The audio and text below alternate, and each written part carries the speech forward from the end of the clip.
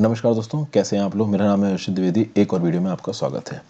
ये न्यूज़ तो अक्सर कर आप सुन ही रहे होंगे, पैंगोंग के नॉर्थ बैंक और साउथ बैंक पे डिसएंगेजमेंट शुरू हो चुका है। तो बेसिकली इस रिट्रीट के बारे में क्या बातचीत चल रही है, हमारे जयशंकर साहब की तरफ से क्या 8 ब्रॉड प्रिंसिपल्स को यहाँ पे आइडेंटिफाई किया गया है। ये ब्रॉड प्रिंसिपल्स को समझना बहुत ज़्यादा ज़रूरी है, क्योंकि ये वो 8 ब्रॉड प्रिंसिपल्स हैं जो इंडिया बहुत लंबे समय से चाइना को समझाने की कोशिश कर रहा है, बट चाइना की लीडरशिप का जो माइंडसेट है वो इसको मानने के लिए तैयार नहीं है। रिसेंटली इंडिया चाइना के बीच में टॉक्स क्या हो रही हैं, चाइना इनिशिएटेड लिमिटेड वार के क्या आसार हैं, मतलब इस बात के कितने चांसेस हैं कि चाइना इंडिया के अगेंस्ट एक छोटा मोटा वॉर शुरू करेगा, और इस बात के कितने चांसेस हैं कि इंडिया चाइना के अगेंस्ट एक छोटा मोटा वॉर शुरू करेगा। और बेसिकली इस पूरे टॉपिक के कंक्लूजन को समझने की कोशिश करेंगे। रिसेंटली न्यूज़ सुनने में आ रही है, 2-3 दिन पहले की न्यूज़ है कि इंडिया और चाइना ने फाइनली एक एग्रीमेंट साइन किया है फॉर डिसएंगेजमेंट एट पैंगोंग सो। पैंगोंग सो में जो आप कह सकते हो स्टैंड ऑफ है इंडिया चाइना के बीच में, वो बहुत ज़्यादा सीरियस है। गलवान वैली के बाद अगर कहीं का स्टैंड ऑफ सबसे ज़्यादा सीरियस है तो वो पैंगोंग का था। अभी गलवान वैली में तो चीज़ों को रिजॉल्व कर लिया गया है, बट पैंगोंग में हालात बहुत ज़्यादा खराब थे। यहाँ पे डिफेंस मिनिस्टर राजनाथ सिंह जी की तरफ से क्या स्टेटस आया, that both sides will cease their forward deployments in the north and south banks of the lake in a phased coordinated and verified manner. यानी धीरे धीरे अलग अलग फेजेस में कोऑर्डिनेट करके एक दूसरे के साथ, और एक दूसरे लोग इस बात को वेरीफाई करेंगे कि क्या वो जो मिलिट्री डिप्लॉयमेंट्स हैं वो हटाई जा रही है। तो चाइना के कुछ रिप्रेजेंटेटिव्स इंडिया पे आके देखेंगे कि इंडिया वालों ने अपनी मिलिट्री डिप्लॉयमेंट्स हटाई, इंडिया वाले कुछ लोग चाइना की तरफ जाके देखेंगे कि क्या चाइना ने अपनी मिलिट्री डिप्लॉयमेंट्स हटाई। तो इस प्रकार से वेरीफाइड तरीके से लोग थोड़ा थोड़ा पीछे जाएंगे। चाइना की मिनिस्ट्री ऑफ डिफेंस ने बोला कि हाँ भाई, एक सिंक्रोनाइज्ड एंड ऑर्गेनाइज्ड डिसएंगेजमेंट हम लोग यहाँ पे करेंगे। फिलहाल के लिए एक टेम्परेरी मोरेटोरियम लगा दिया गया पेट्रोलिंग के ऊपर। तो ना south bank of the lake ना ही north bank of the lake पे कुछ समय के लिए पेट्रोलिंग की जा सकती है बिटवीन फिंगर 4 एंड फिंगर 8। यहाँ पे अगर आप फिगर देखिए तो ये है फिंगर 1, यहाँ पे फिंगर 2, फिंगर 3, फिंगर 4। फिंगर 4 से लेके फिंगर 8 के बीच में पेट्रोलिंग अभी के लिए टेम्परेरली ब्लॉक कर दी गई है चाइना और इंडिया दोनों की तरफ से। हालांकि फिंगर 4 से 8 के बीच का जो पूरा इलाका है वहां पे अभी के लिए चाइना ही डोमिनेट कर रहा है। डिसएंगेजमेंट के बाद देखते हैं कि चाइनीज फोर्सेस कितना पीछे हटती हैं, और ये डिसएंगेजमेंट 2 से 3 हफ्तों में होगा। तो वो टैंक जो कि एक दूसरे के बहुत पास खड़े हुए थे, उन टैंकों को पीछे हटाया जा रहा है। फ्रंट लाइन पर्सनल्स को भी धीरे धीरे करके अभी के लिए पीछे हटाया जा रहा है। अभी के लिए आप बात करो, पहले की कंडीशन क्या थी अप्रैल 2020 तक। अप्रैल 2020 तक ये थी कि जो फिंगर 4 यहां पे आपको नजर आ रहा है, ऑलमोस्ट यहां तक इंडिया कंट्रोल करता था, लेकिन पेट्रोलिंग करता था वो फिंगर 8 तक। फिंगर 8 तक चाइना कंट्रोल करता था अप्रैल 2020 तक, लेकिन उसके बाद वो पेट्रोलिंग करता था फिंगर नंबर 2 तक। अभी मई से क्या हुआ, मई 2020 से चाइना ने फिंगर 4 से लेके फिंगर 8 के बीच का जो पूरा इलाका है उसको आउट ऑफ बाउंड कर दिया इंडिया की फोर्सेस के लिए, और इंडिया की फोर्सेस यहां पे एंट्री ही नहीं मार पा रही थी। और तभी ये फेस ऑफ शुरू हुआ, आप कह सकते हो मई 2020 का फेस ऑफ। अब तक ये चल रहा है। ठीक है भाई, अगर इंडिया और चाइना की एलएसी की बात करिए तो बेसिकली इंडिया बोलता है कि एलएसी 3488 किलोमीटर लंबी है, चाइना बोलता है 2000 किलोमीटर लंबी है। 3 सेक्टर्स में डिवाइडेड है इंडिया और चाइना का बॉर्डर। इन 3 सेक्टर्स को देखना एक बार के लिए जरूरी है। अगर आप बात करो तो ये जो यहाँ पे आपको ग्रीन रंग का इलाका दिख रहा है, ये ग्रीन रंग का इलाका पहले तो इंडिया का था, अब बेसिकली अब ये इंडिया का नहीं रहा है, ये चाइना के कंट्रोल के अंदर चला गया है पूरा का पूरा। तो 3 सेक्टर्स दिख रहे हैं। एक तो आपको वेस्टर्न सेक्टर दिख रहा है 2176 किलोमीटर का, पूरा यहां से लेके आपका यहां तक। उसके बाद एक मिडिल सेक्टर है जो कि यहां से लेके यहां तक जा रहा है, ये 554 किलोमीटर का है। एक ईस्टर्न सेक्टर है जो कि सिक्किम में बनता है और अरुणाचल प्रदेश में बनता है, ये है 1327 किलोमीटर का। तो टोटल इंडिया चाइना का बॉर्डर कितना हो गया, 4057 किलोमीटर का। ठीक है, और रिसेंटली इस पूरे बॉर्डर पे हमको हालात थोड़े खराब देखने को मिले हैं, क्योंकि सिक्किम के नॉर्थ में जो नाकुला पास है वहां पे भी कुछ दिन पहले एक फिस्ट बाउट हुई थी। इंडिया और चाइना के जो सोल्जर्स थे वो बिना हथियार के हाथ घुसे और लातों से लड़ रहे थे। अगर आप देखें यहां पे तो सबसे ज्यादा अनडिस्टर्ब्ड और लीस्ट डिस्प्यूटेड सेक्टर कौन सा है, सबसे ज्यादा लीस्ट डिस्प्यूटेड सेक्टर है ये मिडिल सेक्टर। यहां पे कोई ज्यादा झड़प देखने को नहीं मिली है। अरुणाचल प्रदेश में भी लिमिटेड अनकर्जन्स किए चाइना ने, सबसे ज्यादा इनकर्जन्स वेस्टर्न सेक्टर में हुए हैं। आपको पता है कि आजादी के पहले जैसे हम आज़ाद हुए तब तक चाइना कुछ इतना इलाका, यहाँ तक का इलाका क्लेम करता था अपने साइड पे, लेकिन 1962 की जंग के बाद उनको मौका मिला और वो अंदर घुसते चले गए और पूरा का पूरा अक्साई चीन उन्होंने कब्जा लिया। अब बात करते हैं द रिट्रीट। रिसेंटली जो स्टैंड ऑफ चल रहा है उसके बारे में बात करते हैं। पहले तो जो हो गया वो हो गया। वीडियो पे लाइक का बटन जरूर दबा दीजिएगा। अब तक अगर आपने इस वीडियो को शेयर नहीं किया हो, इस चैनल को शेयर और सब्सक्राइब नहीं किया हो तो कर दीजिए। ज्वाइन बटन दबा के आप हेल्प भी कर सकते हैं। आपकी करंट अफेयर्स की, एनसीईआरटी की, स्पेक्ट्रम, लक्ष्मीकांत की बुक्स मैंने पूरी फ्री ऑफ कॉस्ट कंप्लीट करवाई हैं, कुछ बची हैं वो कंप्लीट करवा रहा हूँ। इंस्टाग्राम पे फॉलो कर लीजिए, आपके जेन्युइन डॉट से जवाब दूंगा। टेलीग्राम ग्रुप ज्वाइन कर लीजिए, इस पर्टिकुलर लेक्चर की पीडीएफ आपको टेलीग्राम ग्रुप पे मिल जाएगी।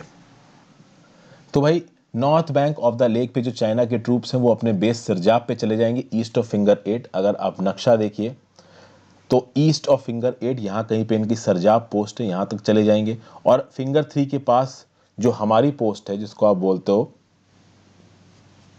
धान Singh Thapa post, Indian troops इस पोस्ट पे वापस आ जाएंगे। अभी के लिए इंडियन ट्रूप्स फिंगर 3 से थोड़ा आगे जाके खड़े हैं। जैसा कि पहले मैंने बता चुका हूं आपको कि पेट्रोलिंग कहां कहां तक होती है।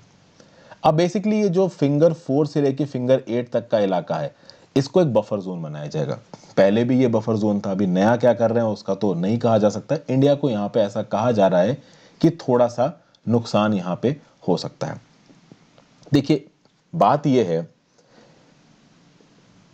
कि अभी भी इस बात पे पूरी तरीके से क्लैरिटी नहीं आएगी कि इंडियन जो फोर्सेस हैं वो पूरी की पूरी फिंगर 8 तक पेट्रोलिंग करेंगी या नहीं करेंगी, या फिर चाइना की फोर्सेस किस जगह तक पेट्रोलिंग करने वाली हैं। अप्रैल का स्टेटस को पूरी तरीके से रिस्टोर होगा नहीं होगा इस बारे में थोड़ा सा भी डाउट है। 2 से 3 हफ्तों में दोनों साइड्स किस प्रकार से कॉपरेट करके किस हद तक पीछे हटती हैं, इस चीजों से बहुत सी बातें क्लियर होंगी। तो अभी के लिए this is a news in transition, अभी ये चल रहा है। अगर आप बात करो इंडिया की तो इंडिया की जो इमेज है इस पूरे स्टैंड ऑफ में बहुत नीचे गई है। इंडिया को एक ऐसे देश की तरह देखा गया जहां पे चाइनीज फोर्सेस घुस गई और इंडियन फोर्सेस यहां पे कुछ भी नहीं कर पाई। कुछ एक इफेक्टिव काउंटर मूव हुआ था लेट अगस्त में, जब इंडियन फोर्सेस कैलाश रेंज पे चढ़ के काला टॉप की पहाड़ियां उन्होंने कब्जा ली, और वो जो एक्शन था उसने इंडिया को एक लेवरेज दिया कि वो चाइनीज के साथ नेगोशिएट कर सके। क्योंकि अगर आप इस फिंगर 4 से लेके फिंगर 8 के इलाके को देखते हो, ये जो पूरा का पूरा इलाका है फिंगर 4 से लेकर, अगर यहाँ की जो पहाड़ियां हैं काला टॉप की, अगर इसको इंडियन फोर्सेस ने कब्जा रखा है तो ऑब्वियस सी बात है जो हमारी गन्स हैं वो फिंगर 4 से लेके फिंगर 8 के इलाके के ऊपर रहेंगी, जिससे इंडियन सोल्जर्स को बहुत ज्यादा एडवांटेजियस पोजीशन मिलती है।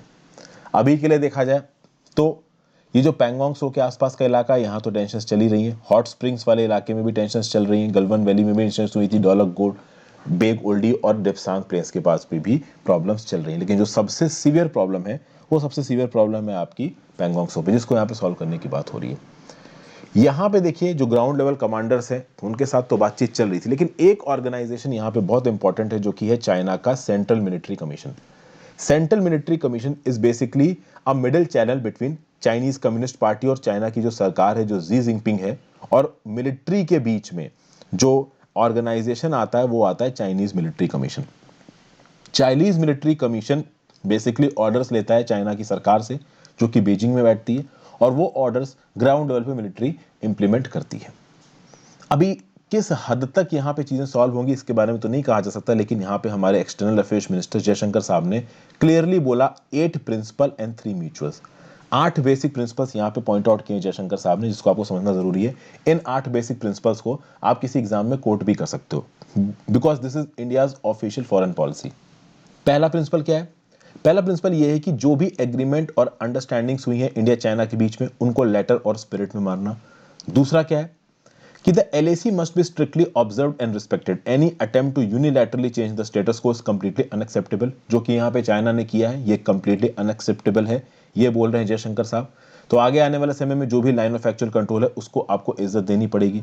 तीसरा, अगर पीस और ट्रैंक्विलिटी होगी बॉर्डर एरिया में तभी बाकी जगहों पर रिश्ते बन पाएंगे। तो टेक्नोलॉजी के फील्ड में, ट्रेड के फील्ड में अगर इंडिया चाइना के बीच में रिश्ते होने अच्छे जरूरी हैं, तो भाई बॉर्डर इलाकों में अगर रिश्ते खराब होंगे तो ट्रेड और बाकी जितने भी इकोनॉमिक और पॉलिटिकल एस्पेक्ट्स हैं उन पे फर्क पड़ेगा। चौथा यहां पे क्या बोलना है जयशंकर साहब का कि देखिए चाइना भी मल्टीपोलर वर्ल्ड की बात करता है, इंडिया भी मल्टीपोलर वर्ल्ड की बात करता है, लेकिन चाइना का मल्टीपोलर वर्ल्ड का मतलब क्या है कि यूएस अगर एक सेंटर पावर है तो चाइना दूसरा सेंटर ऑफ पावर है। लेकिन चाइना अपने आप को एशिया के अंदर सबसे बड़ा बेहेमौत बताता है, एशिया के अंदर अपने आप को चाइना एक बेताज बादशाह बनाता है। यहाँ पे जयशंकर साहब चाइना को ये याद दिला दे रहे हैं कि मल्टीपोलर वर्ल्ड का मतलब एक मल्टीपोलर एशिया भी है। तो एशिया के अंदर चाइना अगर अपने आप को बाप समझ रहा है तो वो गलत समझ रहा है। ये बात जयशंकर साहब साफ साफ पॉइंट आउट कर रहे हैं। तो मल्टीपोलर वर्ल्ड का मतलब ये नहीं है कि यूएसए के अलावा केवल चाइना एक सेंटर ऑफ पावर हो गया। एशिया के अंदर चाइना के अलावा इंडिया भी एक बराबर का सेंटर ऑफ पावर है। ये बात चाइना को माननी पड़ेगी, जो कि वो मानने को राजी नहीं है। जो यहाँ पे पांचवा पॉइंट निकल के आता है वो ये है कि जो भी रिलेशनशिप्स होती है बड़े बड़े कंट्रीज के बीच में, वो रेसिप्रोकल होनी चाहिए। यानी अगर हम आपकी बातों का ध्यान रख रहे हैं तो आप भी हमारी बातों का ध्यान रखो। ये नहीं हो सकता कि हम आपकी बातों का ध्यान रखें और आप हमारे कंसर्न्स को इग्नोर करते चलो, क्योंकि चाइना बहुत सारे कंसर्न्स को इंडिया का इग्नोर करते चलता है। इंडिया के खिलाफ जिन्होंने टेररिस्ट अटैक्स करवाए हैं उनको चाइना बचाता है यूनाइटेड नेशन सिक्योरिटी काउंसिल में। ऐसी बहुत सी एंटी इंडिया चीजें चाइना करता है जो कि इंडिया को पसंद नहीं है। छठी बात है, जयशंकर साहब ने बोली कि हर राइजिंग पावर की अपनी एस्पिरेशंस होती हैं, अपने परस्यूट्स होते हैं, जिनको दूसरी कंट्री वायलेट नहीं कर सकती। सातवीं बात क्या बोली है कि जितने भी डाइवर्जेंस और डिफरेंसेस हैं वो होने ही होने हैं, क्योंकि दो कंट्रीज की डेवलपमेंटल प्रायोरिटीज अलग अलग हैं, लेकिन उनको मैनेज करके ठीक किया जा सकता है और इसकी कोशिश दोनों देशों को करनी पड़ेगी। और आठवीं बात जो यहाँ पे जयशंकर साहब बोल रहे हैं कि चाइना और इंडिया दोनों की सिविलाइजेशन हजारों साल पुरानी है। तो ऐसी सिविलाइजेशनल कंट्रीज को छोटे टर्म का ना सोच के लॉन्ग टर्म का सोचना चाहिए। कहीं ना कहीं चाइना लॉन्ग टर्म ही सोच रहा है। चाइना को पता है कि लॉन्ग टर्म में इंडिया एक बहुत बड़ा कॉम्पिटिटर है, तो वो अभी दबाना चाहते हैं। अब इंडिया चाइना की टॉक्स की बात की जाए तो जो लास्ट टॉक हुई थी WMCC की वो 30 सितंबर को हुई थी और उससे कोई भी रिजल्ट नहीं निकला था। WMCC का मैकेनिज्म क्या है? तो इसको आप बोलते हो working mechanism for consultation and coordination on India China border affairs. इसको स्टैब्लिश किया गया था जनवरी 2012 में। जब जनवरी 2012 में WMCC को स्टैब्लिश किया गया तो उस समय पे इंडिया के नेशनल सिक्योरिटी एडवाइजर थे शिवशंकर मेनन, और दूसरी तरफ से चाइना के नेशनल सिक्योरिटी एडवाइजर के इक्विवेलेंट डाई बिंगाओ। इन्होंने बातचीत करी, इन्होंने बोला हम लोग WMCC बनाएंगे और WMCC में जो ज्वाइंट सेक्रेटरी लेवल के ऑफिसर्स होंगे दोनों साइड्स के, वो बैठ के बाउंड्री के इश्यूज को रिजॉल्व करने की कोशिश करेंगे ताकि किसी भी प्रकार का इंगेजमेंट या वॉलेंट एक्टिविटी ना हो। बट यहाँ पे वॉलेंट एक्टिविटी हुई है। रिसेंटली जो 24 जनवरी को 9th round of cops commander level talks हुए हैं, वहां पे इस प्रकार के सारे डिसएंगेजमेंट की बात करी गई है। 24 जनवरी को बातचीत हुई है। आज मैं आपको 14 फरवरी को चीजें बता रहा हूं। कितनी अच्छी होंगी कितनी बुरी होंगी चीजें ये बाद में ही पता चलेगा, क्योंकि रिसेंटली 20 जनवरी 2021 को ही नाकुला में इंडिया और चाइना के सोल्जर्स के बीच में एक फिस्ट फाइट हुई है। वहां पे गोलियां तो नहीं चली हैं, बट कहीं ना कहीं वो एक लड़ाई है और लड़ाई हमेशा सीरियस होती है। यहां पे प्रोबेबिलिटी क्या है? China initiated limited war. इस बात की क्या प्रोबेबिलिटी है कि चाइना इंडिया के खिलाफ एक स्मॉल स्केल वॉर इनिशिएट करेगा? प्रोबेबिलिटी ना के बराबर है, क्योंकि चाइना के जो भी आप कह सकते हो कि प्रेरोगेटिव्स थे इंडिया के साथ बॉर्डर पे, वो पूरे हो चुके हैं। चाइना जो 1959 की क्लेम लाइन क्लेम करता था वो क्लेम कर चुका है। काफी हद तक वो अक्साई चीन को पूरा पूरा कब्जा चुका है। इंडिया कहीं ना कहीं इस अक्साई चीन को वापस पाने की कोशिश भी नहीं कर रहा है। तो ऑब्वियस सी बात है चाइना के लिए वॉर इंपोज करने का कोई मेजर रोल यहाँ पे नहीं है। चाइना ये चाहता था कि इंडिया अपने बॉर्डर इलाकों में किसी भी प्रकार का बॉर्डर इंफ्रास्ट्रक्चर डेवलप ना करे, तो वो तो अब हो नहीं सकता है। लिमिटेड बेसिस पे तो इंडिया ने अपना बॉर्डर इंफ्रास्ट्रक्चर डेवलप कर ही लिया है और चाइना को अब ये बात मालूम पड़ गई है कि फर्दर इनकर्जन करना काफी मुश्किल हो चुका है। लेकिन एक समय पे अक्साई चीन जो कि चाइना चाहता था वो अब उसको मिल चुका है। बहुत ज्यादा इनकर्जन करने से चाइना को कुछ खास फायदा होने वाला है नहीं। लड़ाई होगी और वो लड़ाई लॉन्ग टर्म में चाइना के लिए नुकसान होगी, क्योंकि चाइना डिसिसिवली इंडिया को डिफीट नहीं कर पाएगा अगर वो लड़ाई इनिशिएट करता है, और उसको पता है कि इंडिया वाले पलट के जवाब देंगे। इसलिए इस चीज के ना के बराबर चांसेस हैं कि चाइना एक वॉर को इनिशिएट करेगा। वॉर को इनिशिएट करने का जो सबसे मेन वजह थी वो इंडिया के पास थी। उसके बारे में हम लोग अभी थोड़ी देर में आते हैं। ठीक है भाई, चाइना भले ही इंडिया के अंदर घुस के इंडिया को ह्यूमिलिएट कर चुका है, नो डाउट चाइना ने इस समय पे काफी हद तक इंडिया को ह्यूमिलिएट किया है। तो वो खुद से तो वॉर इनिशिएट नहीं करेंगे, लेकिन हाँ अगर इंडिया की तरफ से वॉर इनिशिएट होता है तो वो एक डिसीजिव डिफीट देने की कोशिश करेंगे इंडिया को एक लिमिटेड वॉर्स में। न्यूक्लियर थ्रेशोल्ड तक तो ऑब्वियस सी बात वो नहीं पहुंचेंगे, क्योंकि उसमें इंडिया और चाइना दोनों ही बर्बाद हो जाएंगे, कोई नहीं बचेगा। सिंपल सी बात है। इसीलिए अगर इंडिया की तरफ से कोई मिलिट्री एक्शन आता है तो चाइना बहुत डिसिसिवली रिस्पॉन्ड करेगा। इसके लिए चाइना ने तिब्बत में मैसिव स्केल पे अपने मिलिट्री इंफ्रास्ट्रक्चर को डिप्लॉय भी किया था, बट चाइना खुद मिलिट्री अटैक करेगा इस बात के चांसेस ना के बराबर थे। Limited war initiated by India, देखिए इंडिया के पास पूरी वजह है यहाँ पे वॉर को इनिशिएट करने की, क्योंकि इंडिया को यहाँ पे धोखाधड़ी हुई थी। इंडिया स्ट्रेटेजिकली और टेक्टिकली दोनों तरीके से सरप्राइज हुआ। कहीं ना कहीं देपसांग प्लेन्स में, पैंगोंग सो में हमें टेरिटरी का नुकसान हुआ। लगभग 800 से 1000 स्क्वायर किलोमीटर की टेरिटरी इंडिया की इस समय पे कब्जे में है।